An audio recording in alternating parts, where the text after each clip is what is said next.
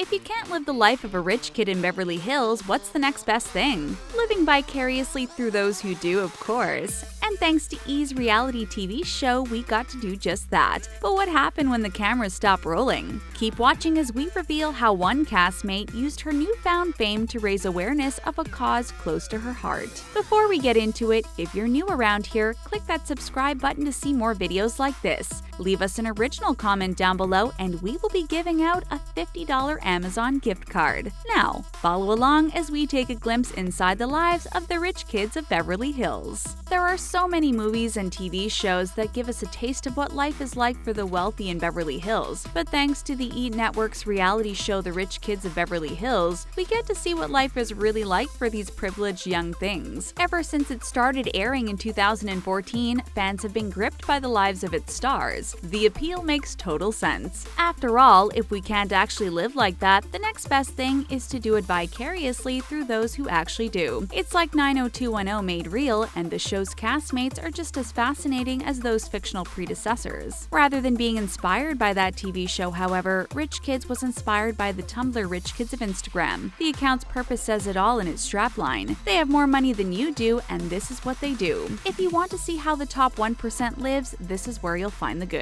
Of course, they're flaunting their diamonds, champagne, supercars, and yachts, but the reality show took us beyond the images and into their walking, talking existences. If you want to go even further into reality, then you'll want to watch this video right to the end, as we're going to give you an all-access look inside their lives when the cameras stop rolling. If you want to know where it all started, just ask Dorothy Wang. The producers of the show found Dorothy through that Tumblr and reached out to the heiress. They wanted to know if she would consider starring in a reality show. Her response was hilarious. Dorothy dished to Business Insider that she already felt like she'd been living a reality show for the last 7 years of her life, so she was pleased that TV cameras would finally capture all of those moments instead of her just posing in thin air for herself. Once Dorothy was on board, the casting directors wanted to bring in her outgoing friends too, and that's when Morgan Stewart got involved. The girls always knew they were destined to be on TV, it was just a case of waiting for the powers that be to get the message too. These two stars were so integral to the show that it was called the Morgan and Dorothy Project in the early days, so the producers gave the hard work to the BFFs and asked them to bring in their friends to round out the cast. If you're imagining a line of supercars parked around the block with rich kids all waiting for their turn to audition, then think again. There was no open call. Along with Dorothy and Morgan, there was Morgan's beau, Brendan Fitzpatrick, basketball legend Magic Johnson's son EJ, songwriter Johnny Trueball, and the self-styled Persian princess, interior designer Roxy making up the original cast of 6. You probably assume the cameras start rolling and the cast simply go about their daily lives, but the reality is much different. Morgan revealed to AOL that it was a shock when they started filming. She admitted that she didn't realize how much work was going into it, so much so that she was so exhausted that first week she felt as if she couldn't even function. In fact, throughout the whole first season, Morgan was so sick because she never had to work so hard on something and just didn't have the stamina. It's kind of ironic that it takes a reality TV show to finally make a rich kid learn the meaning of a day's work, right? They shoot all day long and the pressure's on to stay looking fresh. There's also a whole load of footage that never gets used, with 2-hour conversations that boil down to 2 minutes worth of footage. With these kinds of reality shows, there's often rumors that they're actually scripted and set up, but Morgan insists that's not the case with theirs. She considers it like a documentary, and it sure does have a fast turnaround, like when they shot the scenes from Morgan and Brendan's wedding on May 7, 2016. They aired on TV just a week and a half later. For Morgan, the experience has been positive. She's had lots of nice encounters with her fan base, but that's not the case for everyone on the show. For Dorothy, it's been a harder path. She's had to get used to hateful comments online. In fact, it got so bad that she spent the first 2 weeks before and after the first episode aired basically crying and having anxiety attacks, because it was all so new to her. However, she saw a shift in the public's perception as the show progressed. Their hatred turned to love, and Dorothy developed a much thicker skin so that she became able to laugh at mean comments. What kinds of things does she have to put up with from the trolls? It's crazier stuff, she explains, like a person wanting to hurt her with a turkey leg. Sometimes the haters say the funniest things that the cast just read them out loud to each other and laugh. Of course, there are perks to being a reality TV star as well as these downsides. One positive is that you get to be more famous, and another is that you earn more money simply by being you. But these young rich kids don't need to earn their own money. After all, if you thought they were wealthy, just wait until you learn how much their parents are worth. Let's start with Dorothy. Her estimated $10 million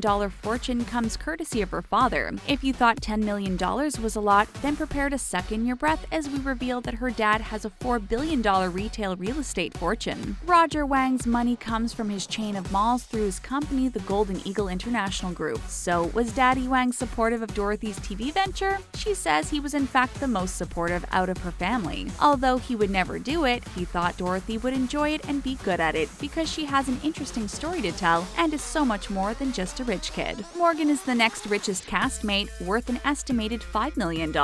And let's get real, she hasn't amassed that fortune through blogging alone. It's thanks to her father Herb Stewart, who is a property developer and builder. His Beverly Hills firm H Construct Inc. is basically responsible for many of the high-end shops on Rodeo Drive. Morgan's other half, however, has a bit of a different story. Although Brendan was also born into a wealthy family, he struck out on his own and, shock horror, got an actual full-time job. Instead of college, he went straight into real estate and earned his own dollars. Props to him, right? Like Brendan, Roxy is making her own money too. Roxy's father, Sam Solity, runs the printing company AccuPrint, but she doesn't just live off her family's fortune. After all, they cut her off at the end of the first season of the show, so instead of an allowance, she needed her interior design business to bring in the cash. The same goes for Johnny. Sure, he came from a privileged background, that's a given really, but he doesn't go flaunting it unlike some of his castmates. He's from the East Coast, and he says that's why he has an attitude of, if you have money, don't talk about it. He'd been working really hard to live without his parents' support for quite a while before the show started. He moved west to pursue his music career. While Johnny's parents are a mystery, the same most definitely can't be said for EJ's folks. He has the most famous parents of the original 6 cast members, with former LA Lakers basketball legend Earvin Magic Johnson, his dad, and fashion designer Cookie Johnson, his mom. Not content with making a lot of money in sport, EJ's father became an entrepreneur by founding his own company Magic Johnson Enterprises in 1987, and he's amassed quite the fortune over the years. However, EJ isn't living in his dad's shadow, thanks to his role on the show. EJ was outed by TMZ in 2013 and took the opportunity to show the world who he really is on The Rich Kids of Beverly Hills. Just weeks after all the press attention, EJ got himself a manager and was talking to MTV and Bravo about doing a reality show.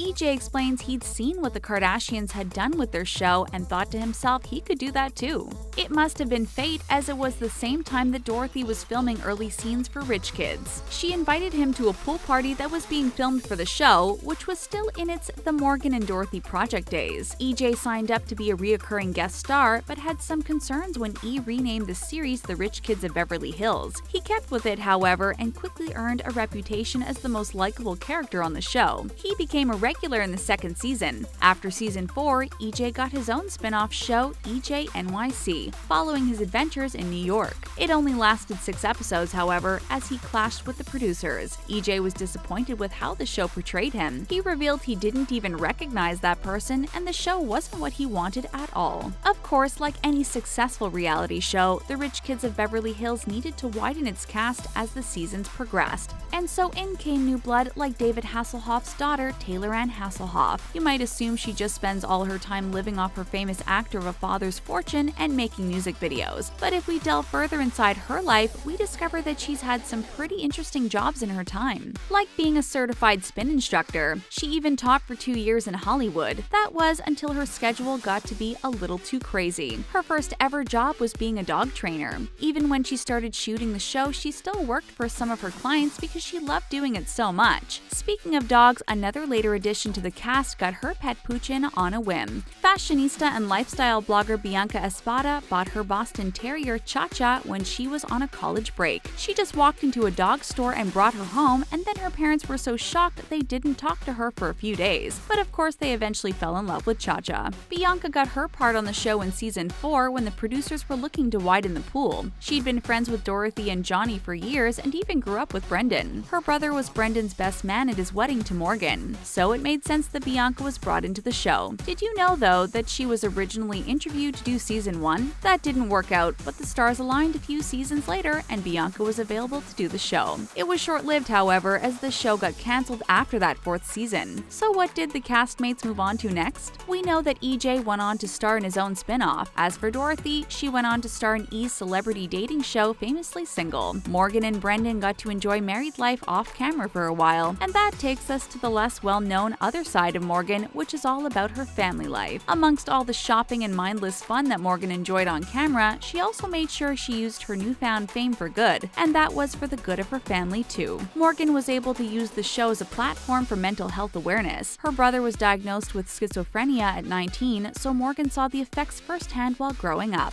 Rather than shying away from the subject, Morgan got involved with the National Alliance on Mental Illness program instead. That helped her learn how to deal with the situation and become more knowledgeable about mental health issues. Morgan revealed that it was important for her to finally feel informed and to also be able to talk about her brother without any shame or embarrassment. Speaking about the program, Morgan said it really helps families cope with the hard truths about mental illness. And so she now uses her fame to help raise awareness. She hosts events that aim to destroy the negative stereotypes that can be associated with the sickness. You can say what you like about these rich kids of Beverly Hills, but surely no one can refute what a great cause Morgan is working with. It just goes to show that no matter how privileged you are, you still face struggles. And it's how you deal with them and move forward by helping others that's worth more than millions in the bank.